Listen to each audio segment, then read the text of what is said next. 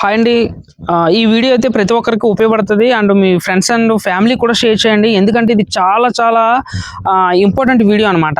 చాలామంది ఏంటంటే ఇప్పుడు ప్రతి ఇంట్లో కూడా కరెంట్ సప్లై అనేది జరుగుతుంది. ఇప్పుడు కరెంట్ సప్లై లేని ఇల్లు అంటూ ఎక్కడ లేదనమాట. సో కానీ మన వాళ్ళు చేసేది ఏంటంటే ఒక ఎలక్ట్రిషియన్ అంటే ఈ కొత్తగా కట్టుకునే ఇల్లు కావచ్చు, లేదంటే పాత ఇల్లు కావచ్చు, వీళ్ళు ఏంటంటే చేసేది ఏంటంటే కరెంట్ అనేది అదే ఎలక్ట్రిషియన్ తీసుకొస్తారు. ఎలక్ట్రిషియన్ తీసుకొచ్చి వైరింగ్ అనేది చేయిస్తారు.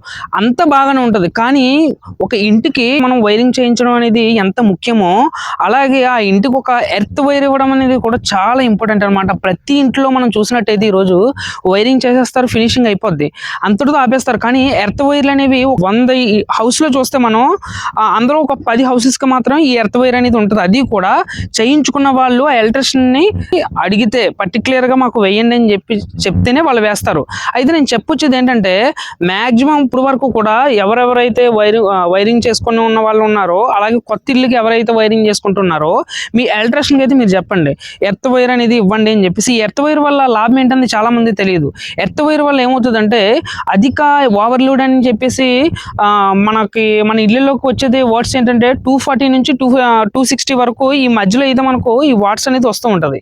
సో ఇటువంటి సమయంలో ఎప్పుడైనా సరే ఒక మనిషికి షాక్ అనేది వచ్చే టైంలో ఏంటంటే ఎర్త్ వైర్ అనేది చాలా చాలా బెనిఫిట్ అవుతుంది అనమాట.